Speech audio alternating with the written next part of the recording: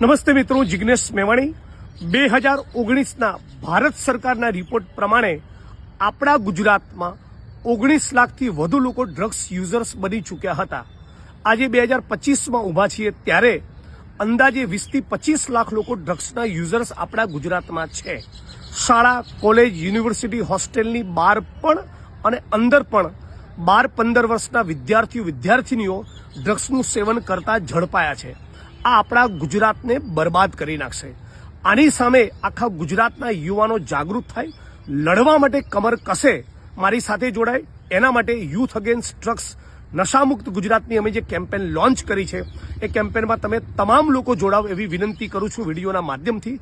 તમારી પાસે ડ્રગ્સના પેડલિંગની, ડ્રગ્સના કારોબારની કે દારૂ જુગાર અડ્ડાની કોઈ પણ માહિતી હોય એનું લિસ્ટ, વિડીયો, ફોટોગ્રાફ્સ મારા સુધી પહોંચાડો। હું રાજ્યની સરકાર ઉપર પ્રેશર કરી એ બધી તમારા વિસ્તારમાંથી દૂર થાય એના માટેનો પ્રયત્ન કરીશું। સાથે મળીને આપણે બધા લડીએ અને આપણા ગુજરાતને બરબાદ થતું બચાવીએ।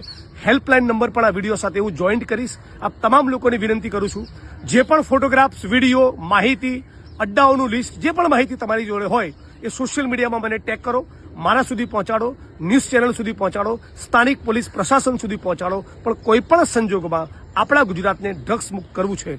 યુથ અગેન્સ્ટ ડ્રગ્સ એવી આ કેમ્પેનમાં, નશામુક્ત ગુજરાતની કેમ્પેનમાં તમે બધા જોડાશો। સાથોસાથ તમે જે પણ વિસ્તારમાં છો ત્યાંના કોઈ પણ બુટલેગર દ્વારા કે ગુંડા દ્વારા કે અસામાજિક તત્વો દ્વારા દારૂ, જુગાર, ડ્રગ્સના મુદ્દે લડવા બદલ, પોલીસ તેની માહિતી આપવા બદલ કોઈ હુમલો કરે કે ધાક ધમકી આપે કે કોઈ પણ માહિતી તમારા સુધી હોય એ પણ મને પહોંચાડજો। હું તમારી પડખે ઉભો રહેવાનો સન્નિષ્ઠ પ્રયત્ન કરીશ।